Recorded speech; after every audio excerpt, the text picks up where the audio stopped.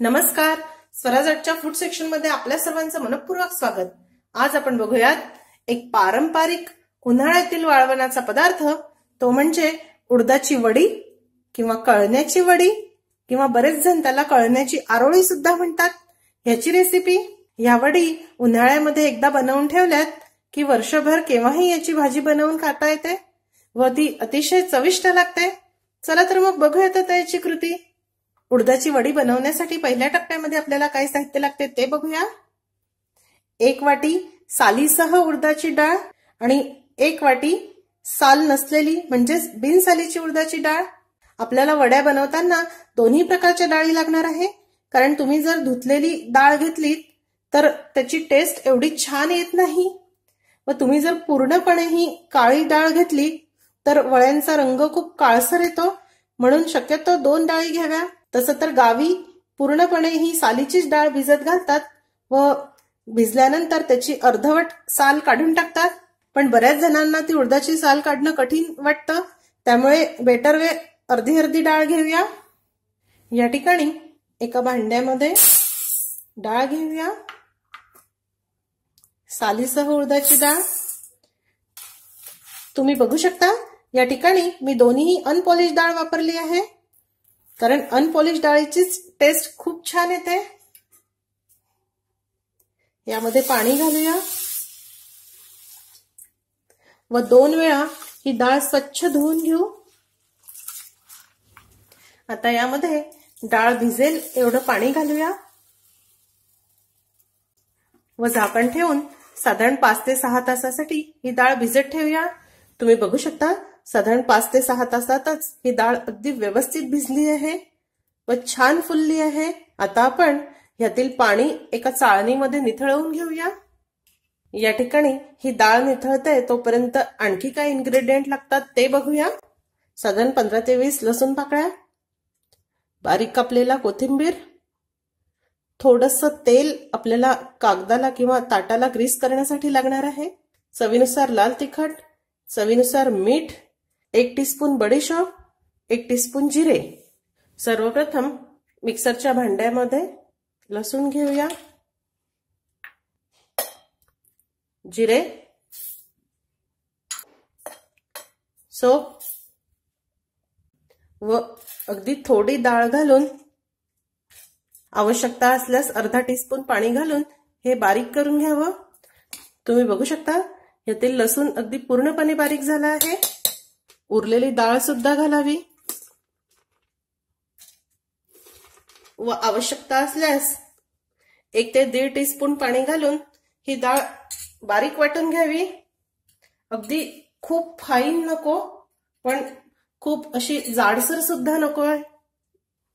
तुम्ही बघू शकता या ठिकाणी डाळ अगदी छान वाटून झाली. अगदी खूप फाईन नाही पण खूप जाड सुद्धा नाही. आता ही डाळ एका ताटामध्ये काढून घेऊन उरलेली डाळ सुद्धा अशीच वाटून घेणार आहे. या ठिकाणी उडीद डाळ पूर्णपणे वाटून झाली आहे. आता यामध्ये कोथिंबीर,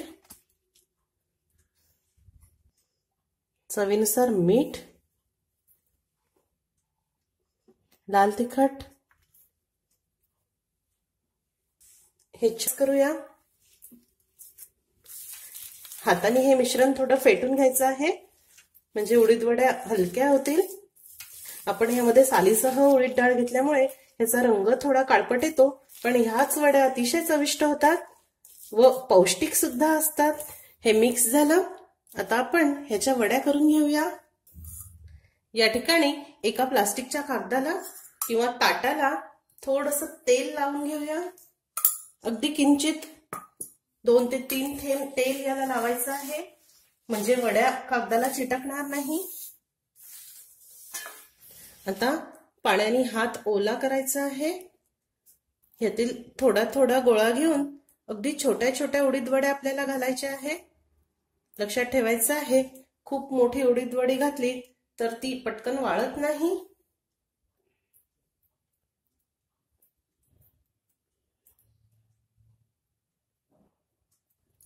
पुन्हा हात पाण्याने ओला करावा म्हणजे छान बारीक उडीद वड्या येतात. उडीद वड्या घालायला वेळ थोडा जास्त लागतो, पण हरकत नाही, वर्षभर टिकणारा पदार्थ आहे, त्यासाठी एकदा तर हा वेळ आपण देऊ शकतो. आणि लक्षात ठेवायचं आहे की उडीद वड्या नेहमी करता जेव्हा कडकडीत ऊन असेल तेव्हाच कराव्या.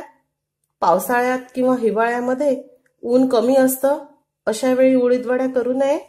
या ठिकाणी सर्व उडीद वड्या तयार. या वड्या उन्हामध्ये वाळत ठेवाव्या.